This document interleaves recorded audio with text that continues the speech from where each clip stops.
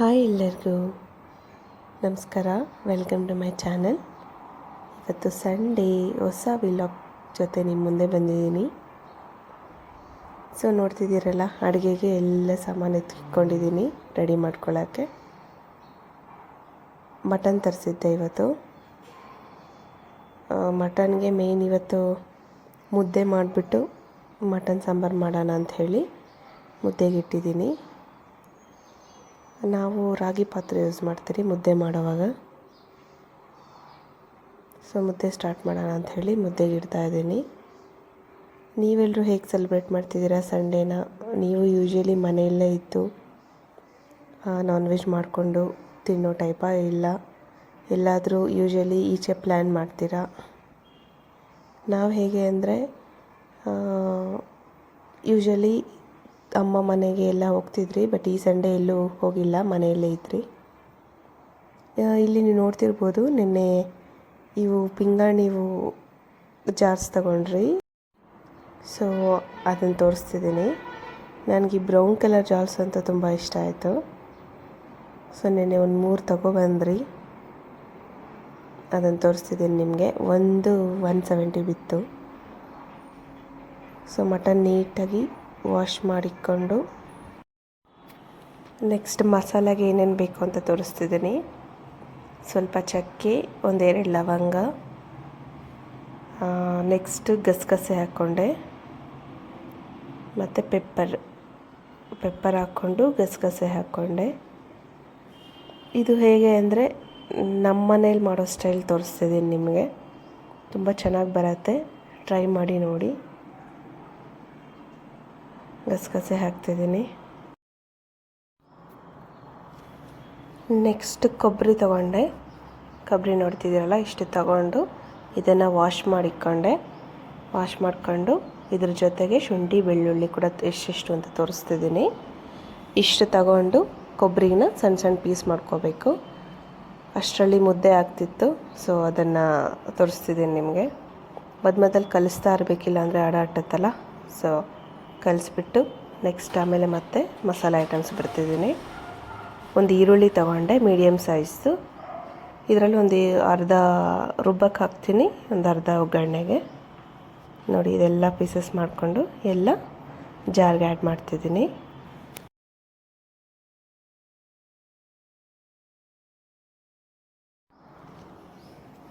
ಇದರ ಜೊತೆಗೆ ನೋಡ್ತಿದ್ದೀರಲ್ಲ, ಈರುಳ್ಳಿ, ಕರಿಬೇವು ಸೊಪ್ಪು, ಕೊತ್ತಂಬರಿ, ಪುದೀನ. ಒಗ್ಗರಣೆಗೆ ಈರುಳ್ಳಿ ಮತ್ತು ಕರಿಬೇವು ಸೊಪ್ಪು ನೋಡಿ ರುಬ್ಕೊಳ್ಳೋಕ್ಕೆ ಬರೀ ಸ್ವಲ್ಪ ಹಾಕ್ತಿದ್ದೀನಿ. ಕೊತ್ತಂಬರಿ, ಪುದೀನ ಮತ್ತು ನಾವು ಕಟ್ ಮಾಡಿ ಹಾಕ್ತೀನಿ ಸಾಂಬಾರಿಗೆ ನಾನು. ಇದನ್ನು ರುಬ್ಕೊಳ್ಳೋಕ್ಕೆ ಸ್ವಲ್ಪ ನೀರು ಹಾಕ್ಕೊಂಡು ಚೆನ್ನಾಗಿ ಪೇಸ್ಟ್ ಥರ ರುಬ್ಕೋಬೇಕು. ಕೊಬ್ಬರಿ ಕೂಡ ಅಷ್ಟೇ ತುಂಬ ಸಾಫ್ಟ್ ಆಗಿಬಿಡಬೇಕು, ಇಲ್ಲಾಂದರೆ ಸಾಂಬಾರಿಗೆ ಹಾಕಿದ್ಮೇಲೆ ಒಂಥರ ತಿನ್ನುವಾಗ ಸಿಗ್ತಾ ಇರುತ್ತೆ. ನೀಟಾಗಿ ಪೇಸ್ಟ್ ಥರ ಮಾಡ್ಕೋಬೇಕು. ಅಷ್ಟರಲ್ಲಿ ಮುದ್ದೆ ಆಯಿತು ಆಲ್ಮೋಸ್ಟ್. ಸೊ ಕಲಿಸ್ಬಿಟ್ಟು ಅದಕ್ಕೆ ರಾಗಿ ಹಿಟ್ಟು ಹಾಕ್ಬಿಟ್ಟು ಅದನ್ನು ಕಲಸಿಕ್ಬೇಕು. ವಿಡಿಯೋಲ್ಲಿ ತೋರಿಸ್ತೀನಲ್ಲ, ಆ ಥರ ಕಲಸಿಕ್ಬೇಕು.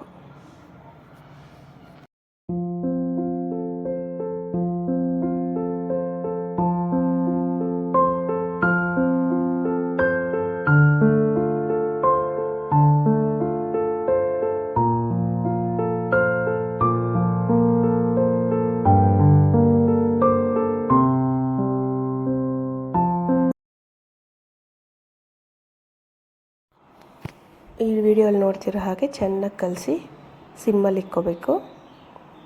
ನೆಕ್ಸ್ಟ್ ಇಲ್ಲಿ ಬಂದುಬಿಟ್ಟು ಸಾಂಬಾರಿಗೆ ಕುಕ್ಕರ್ ಇಕ್ಕೋತಾ ಇದ್ದೀನಿ. ನೋಡಿ, ಆ ಕಡೆ ಶಿಫ್ಟ್ ಮಾಡಿದ್ದೀನಿ ಮುದ್ದೆ. ಇದು ಸಿಮ್ಮಲ್ಲಿ ಇಕ್ಬಿಟ್ಟು ಅದೊಂದು 5 ಮಿನಿಟ್ಸ್, ಎಲ್ಲ ಒಂದು 5 to 7 ಮಿನಿಟ್ಸ್ ಸಿಮ್ಮಲ್ಲಿ ಇಕ್ಕಿದ್ರೆ ಅದು ನೀಟಾಗಿ ರಾಗಿ ಹಿಟ್ಟು ಬೇಯುತ್ತೆ.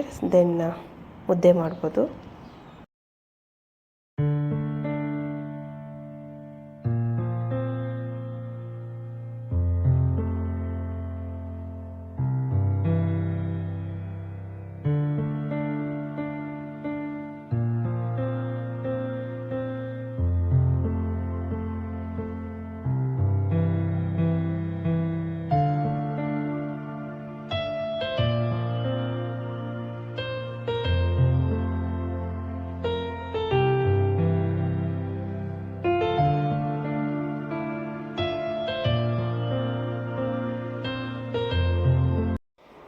ನೋಡಿದ್ರಲ್ಲ, ಕುಕ್ಕರ್ಗೆ ಎಣ್ಣೆ ಹಾಕ್ಕೊಂಡು ಸಾಸಿವೆ ಸ್ವಲ್ಪ,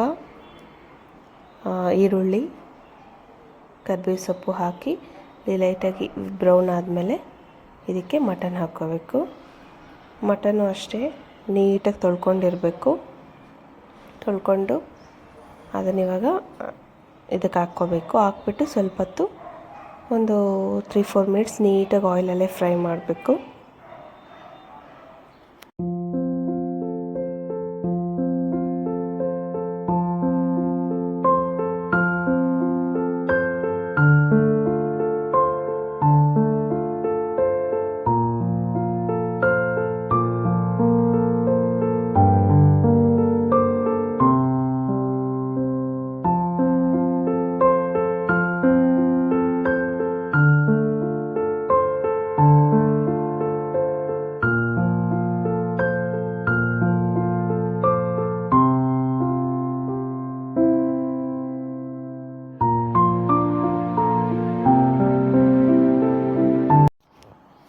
ನೋಡಿದ್ರಲ್ಲ, ಈ ಥರ ಒಂದು 5 ಮಿನಿಟ್ಸ್ವರೆಗೂ ನೀಟಾಗಿ ಆಯಿಲಲ್ಲೇ ಫ್ರೈ ಮಾಡಿಕೊಂಡೆ.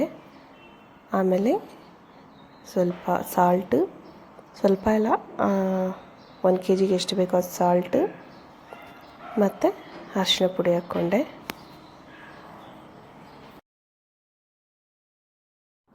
ನಾನು ಕುಕ್ಕಿಂಗಲ್ಲಿ ನಮ್ಮ ಹಸ್ಬೆಂಡ್ ಹೆಲ್ಪ್ ಮಾಡ್ತಾರೆ.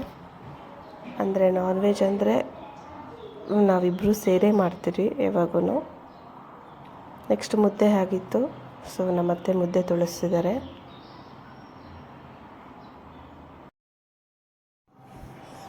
ನಿಮ್ಮಲ್ಲಿ ಎಷ್ಟು ಜನ ನಾನ್ ವೆಜ್ ಮಾಡಿದಾಗೆಲ್ಲ ಮುದ್ದೆ ಮಾಡ್ತೀರಾ? ನಾವಂತೂ ಆಲ್ಮೋಸ್ಟ್ ಮಾಡ್ತೀರಿ. ನಮ್ಮಮ್ಮ ಮನೆಯಲ್ಲೂ ಅಷ್ಟೇ ಕಂಪಲ್ಸರಿ ಮಾಡ್ತಾರೆ ಮುದ್ದೆ. ನಾವು ಹೆಂಗೆ ಅಂದರೆ ಯಾವಾಗಾದ್ರೂ ಬಿರಿಯಾನಿ ಮಾಡಿಕೊಂಡ್ರೆ ಮುದ್ದೆ ಸ್ಕಿಪ್ ಮಾಡ್ತೀರಿ, ನೈಟಿಗೆ ಮಾಡ್ಕೊತೀರಿ, ಆ ಥರ. ಮುದ್ದೆನೂ ಅಷ್ಟೇ ಒಂದೊಂದು ಕಡೆ ಒಂದೊಂದು ಥರ ಮಾಡ್ತಾರೆ. ಒಬ್ಬರು ಬರೀ ರಾಗಿ ಹಿಟ್ಟು ಹಾಕಿ ಮಾಡ್ತಾರೆ, ನಾವು ಈ ಥರ ಮಾಡ್ತೀರಿ. ಸಾಫ್ಟಾಗೆ ಮಾಡ್ಕೊತೀವಿ ನಾವು. ಸೊ ನೆಕ್ಸ್ಟ್ ಮುದ್ದೆ ತೊಳೆಸಿದಾದ್ಮೇಲೆ ಮತ್ತು ಸಾಂಬಾರು ಆಲ್ರೆಡಿ ಉಪ್ಪು ಹಾಕಿ ಅರಿಶಿನ ಪುಡಿ ಹಾಕಿ ಸ್ವಲ್ಪ ಹೊತ್ತು ಕುದಿಸಿದ್ರಲ್ಲ, ಇದಕ್ಕೆ ನಾವು ಆವಾಗಲೇ ಮಸಾಲ ಪೇಸ್ಟ್ ಮಾಡ್ಕೊಂಡ್ರಲ್ಲ ಅದು ಹಾಕ್ತಿದ್ದೀನಿ. ಅದು ಹಾಕಿ ಹಾಗೆ ಇವಾಗೇ ಕೊತ್ತಂಬರಿ ಪುದೀನ ಕಟ್ ಮಾಡಿ ಇಟ್ಕೊಂಡಿದ್ನಲ್ಲ ಅದನ್ನು ಕೂಡ ಇವಾಗೆ ಆ್ಯಡ್ ಮಾಡ್ತಾಯಿದ್ದೀನಿ. ಇದು ಫ್ರೈ ಆಗೋವಾಗ ಇದು ಕೂಡ ಫ್ರೈ ಆಗುತ್ತೆ ಅಂತ. ರುಬ್ಕೋಬೋದು, ಬಟ್ ನಾನೇನಂದರೆ ಕಡಿಮೆ ರುಬ್ತೀನಿ, ಸಾಂಬಾರಿಗೆ ಹಾಕಿದ್ರೆ ಚೆನ್ನಾಗಿರುತ್ತೆ ಅಂತ. ಪೇಸ್ಟೆಲ್ಲ ನೀಟಾಗಿ ಹಾಕ್ಕೊಂಡು ಚೆನ್ನಾಗಿ ಕಲಿಸ್ಕೊಂಡು ಇದನ್ನು ಅಷ್ಟೇ ಒಂದು 2 to 3 ಮಿನಿಟ್ಸ್ ಫ್ರೈ ಮಾಡ್ಕೋಬೇಕು. ನೋಡಿ ಮುದ್ದೆ ಆಯಿತು. ಸೊ ಇನ್ನು ಸಾಂಬಾರು ರೆಡಿ ಆದರೆ ತಿನ್ನೋದೇನೆ.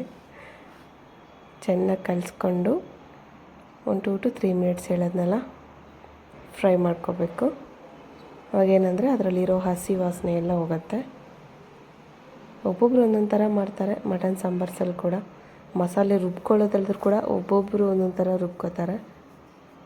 ನಾವು ಈ ಥರ ಮಾಡ್ತೀರಿ. ಮತ್ತು ತೆಗೆದುಬಿಟ್ಟು ನೆಕ್ಸ್ಟ್ ಮಸಾಲಾಸ್ ಆ್ಯಡ್ ಮಾಡೋದು. ಇದು ಬಂದುಬಿಟ್ಟು ಮಟನ್ ಮಸಾಲ ನಾವು ಮನೆಯಲ್ಲೇ ಮಾಡಿರೋದು. ಇದರಲ್ಲಿ ಖಾರದ ಪುಡಿ, ಧನಿಯಾ ಪುಡಿ ಕೂಡ ಮಿಕ್ಸ್ ಎಲ್ಲ ಏನೇನು ಮಟನ್ ಸಾಂಬಾರಿಗೆ ಮಟನ್ ಮಸಾಲ ಅಂತಾರಲ್ಲ ಆ ಥರ, ಮಟನ್ ಚಿಕನ್ ಎರಡಕ್ಕೂ ಇದೇ ಯೂಸ್ ಮಾಡ್ತೀರಿ. ಇದು ಮನೆಯಲ್ಲೇ ಮಾಡ್ಕೊಂಡಿರೋದು ನಾನ್ ವೆಜ್ಗೆ ಅಂತಲೇ. ಅದನ್ನು ಚಿಕ್ಕ ಸ್ಪೂನಲ್ಲಿ 4 ಸ್ಪೂನ್ಸ್ ಆ್ಯಡ್ ಮಾಡಿದೆ. ನೆಕ್ಸ್ಟ್ ಧನಿಯಾ ಪುಡಿ 1 ಸ್ಪೂನ್ ಆ್ಯಡ್ ಮಾಡಿದ್ದೀನಿ, ಬರೀ ಧನಿಯಾ ಪುಡಿ ಇದು ಆ್ಯಡ್ ಮಾಡಿಬಿಟ್ಟು ತಿರುಗಿಸ್ಬಿಟ್ಟು ಅಷ್ಟೇ. ಇನ್ನೇನು ಗರಂ ಮಸಾಲ ಅದು ಇದು ಏನೂ ಆ್ಯಡ್ ಮಾಡ್ತಿಲ್ಲ, ಸಿಂಪಲ್ ಇದೇ ಥರ ಮಾಡ್ಕೊತೀನಿ ಮನೆಯಲ್ಲಿ. ಗರಂ ಮಸಾಲ ಅದೆಲ್ಲ ಬಿರಿಯಾನಿ ಮಾಡಿದಾಗ ಸ್ವಲ್ಪ ಸ್ವಲ್ಪ ಆ್ಯಡ್ ಮಾಡ್ತೀನಿ ಅಷ್ಟೇ. ಸಾಂಬಾರ್ಸ್ಗೆಲ್ಲ ಅಷ್ಟೇನು ಯೂಸ್ ಮಾಡಲ್ಲ, ಯಾಕಂದರೆ ಈ ಮಸಾಲದಲ್ಲೇ ಚೆನ್ನಾಗಿ ಬರುತ್ತೆ ಸಾಂಬಾರು. ಅಂದರೆ ತುಂಬ ಮಸಾಲೆನೂ ಹಾಕೋಕ್ಕೆ ಹೋಗಲ್ಲ, ಇಷ್ಟೇ ಹಾಕ್ತೀವಿ ನಾವು ಮನೆಯಲ್ಲಿ. ಟೇಸ್ಟ್ ಅಂತೂ ಸೂಪರಾಗಿ ಬರುತ್ತೆ. ಈ ಥರ ಒಂದು 1 ಮಿನಿಟ್ ಫ್ರೈ ಮಾಡಬೇಕು ಮಸಾಲಾಸ್ ಹಾಕಿ, ಮತ್ತು ವಾಟರ್ ಆ್ಯಡ್ ಮಾಡ್ಕೋಬೇಕು. ಹಾಕ್ಕೊಂಡು ವಾಟರ್ ಹೆಂಗೆ ಅಂದರೆ ನಿಮಗೆ ಗ್ರೇವಿ ತಿಕ್ಕಾಗಿ ಬೇಕಂದರೆ ವಾಟರ್ ಕಡಿಮೆ ಹಾಕ್ಕೊಳ್ಳಿ. ಸ್ವಲ್ಪ ನೀರಾಗಿ ಸ್ವಲ್ಪ ಜನ ಇಷ್ಟಪಡ್ತಾರಲ್ಲ ಅವರು ಸ್ವಲ್ಪ ವಾಟರ್ ಜಾಸ್ತಿ ಹಾಕ್ಕೋಬೇಕು. ನಮಗೆ ಹೆಂಗಂದರೆ ಮೀಡಿಯಮ್, ತುಂಬ ತಿಕ್ಕಾಗಿ ಬೇಡ, ಹಂಗಂಥೇಳಿ ತೆಳುವಾಗಿ ಬೇಡ. ಸೊ ಇಷ್ಟು ವಾಟರ್ ಆ್ಯಡ್ ಮಾಡ್ತಿದ್ದೀನಿ ನಾನು. ಆ್ಯಡ್ ಮಾಡಿ 4 ವಿಸಿಲ್ಸ್ ಕೂಗಿಸ್ಕೋಬೇಕು. ಕರೆಕ್ಟಾಗಿ ಮಟನ್ ಬೇಯುತ್ತೆ. ನೋಡಿ ಕಲರೇ ಎಷ್ಟು ಚೆನ್ನಾಗಿ ಬಂದಿದೆ ಅಂತ. ಸಾಂಬಾರಂತೂ ಸೂಪರಾಗಿರುತ್ತೆ. ಅದು ಹೋಮ್ ಮೇಡ್ ಮಸಾಲ ಅಲ್ವಾ, ಅದಕ್ಕೆ ಅದೇ ಮೇನ್ ಎಕ್ಸ್ಟ್ರಾ ಟೇಸ್ಟ್ ಕೊಡೋದು ಇದಕ್ಕೇ. ನಿಮ್ಮ ಹತ್ರ ಆ ಥರ ಇಲ್ಲ ಅಂದ್ರೂ ನಾರ್ಮಲ್ ಖಾರದ ಪುಡಿ, ಧನಿಯಾ ಪುಡಿ ಹಾಕ್ಕೋಬೋದು. ಖಾರದ ಪುಡಿ ನಿಮ್ಮ ಟೇಸ್ಟ್ ತಕ್ಕ ಹಾಗೆ, ಮತ್ತು ಧನಿಯಾ ಪುಡಿ ಒಂದು 2 ಸ್ಪೂನ್ಸ್ ಹಂಗೆ ಆ್ಯಡ್ ಮಾಡಿಕೊಂಡು ಗರಂ ಮಸಾಲ ಆ್ಯಡ್ ಮಾಡ್ಕೋಬೋದು.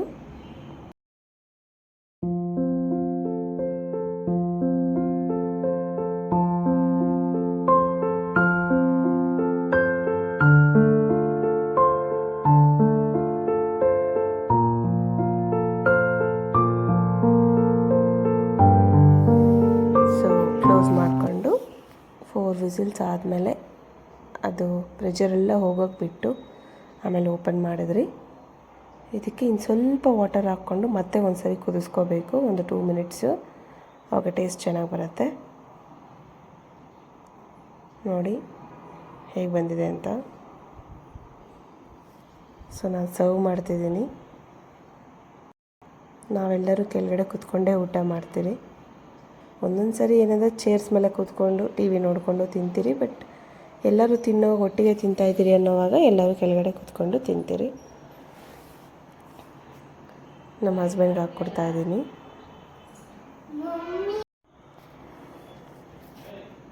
ಈ ಥರ ಮೀಡಿಯಮ್ಮಾಗಿ, ತುಂಬ ಗಟ್ಟಿ ಇಲ್ದಿರ, ತುಂಬ ನೀರು ಇಲ್ದಿರ ಮಾಡ್ತೀರಿ ಸಾಂಬಾರು. ನಿಮ್ಗೆ ಬೇಕಾದರೆ ಗಟ್ಟಿಯಾಗಿ ಕೂಡ ಮಾಡ್ಕೋಬೋದು. ಮುದ್ದೆಗೆ, ಅನ್ನಕ್ಕೆ ಎಲ್ಲ ಈ ಥರ ಇದ್ರೇ ಚೆನ್ನಾಗಿರತ್ತೆ ಅಂತ ಹೇಳಿ ಮಾಡಿದ್ದೀನಿ. ನಮ್ಮ ಹಸ್ಬೆಂಡ್ ಕೊಡ್ತಿದ್ದೀನಿ. ಅವರು ಫಸ್ಟ್ ಮಗುಗೆ ಹಾಕ್ಕೊಡು ಅಂದರು, ಸರಿ ಅಂದ್ಬಿಟ್ಟು ಸೈಡಲ್ಲಿ ಇಕ್ಕಿ ಮಗುಗೆ ಹಾಕ್ತಿದ್ದೀನಿ. ಅವರೇ ರೆಕಾರ್ಡ್ ಮಾಡ್ತಿದ್ರಲ್ಲ ಅದಕ್ಕೆ.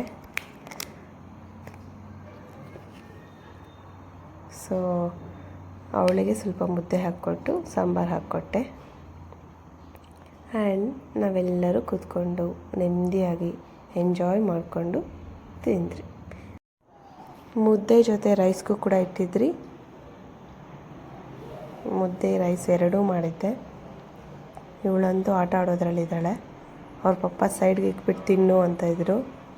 ನೋಡಿ ಅದನ್ನು ಹೆಂಗೆ ಎಸಿತಾಳೆ ಅಂತ. ಅಷ್ಟೇ, ಹಂಗೆ ಹೇಳೋ ಅಷ್ಟೊತ್ತಿಗೆ ಆ ಕಡೆ ಹಾಕ್ಬಿಟ್ಟು ಸರಿ ಅಂದ್ಬಿಟ್ಟು ತಿಂತಾಳೆ.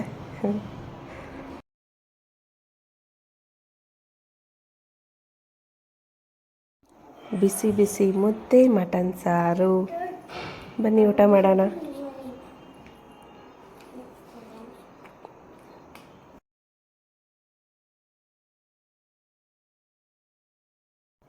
ನೆಕ್ಸ್ಟ್ ಊಟ ಎಲ್ಲ ಆದಮೇಲೆ ನನ್ನ ಮಗಳು ನೇಲ್ಸ್ ಕಟ್ ಮಾಡು ಅಂತ ಬಂದಳು. ನಾವು ನೆನಪಿಸ್ತಾ ಇದ್ರು ಅವಳು ನೆನಪಿಸ್ತಾಳೆ. ಸೊ ಸರಿ ಬಾ ಕಟ್ ಮಾಡ್ತೀನಿ. ಯೂಶ್ವಲಿ ನಮ್ಮ ಹಸ್ಬೆಂಡೇ ಕಟ್ ಮಾಡ್ತಾರೆ, ಬಟ್ ಇವತ್ತು ನಾನೇ ಕಟ್ ಮಾಡ್ತಿದ್ದೀನಿ. ಹಾಗೆ ನೈಲ್ ಪಾಲಿಷ್ ಕೂಡ ಹಾಕಬೇಕಂತೆ ಅವಳಿಗೆ. ಪ್ರತಿ ಸರಿ ಅಷ್ಟೇ, ನೈಲ್ಸ್ ಕಟ್ ಮಾಡಿದ್ರೆ ನೈಲ್ ಪಾಲಿಷ್ ಕೂಡ ಹಾಕಬೇಕು, ರೂಲ್ಸ್ ಅವಳದು.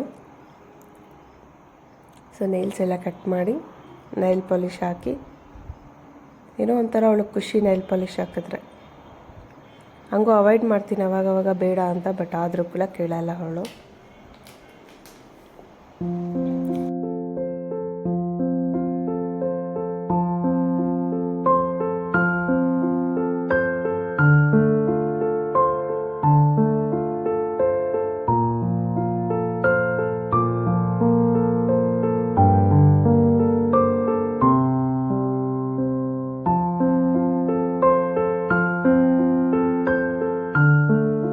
ನೈಲ್ ಪಾಲಿಷ್ ಹಾಕಿದೆ.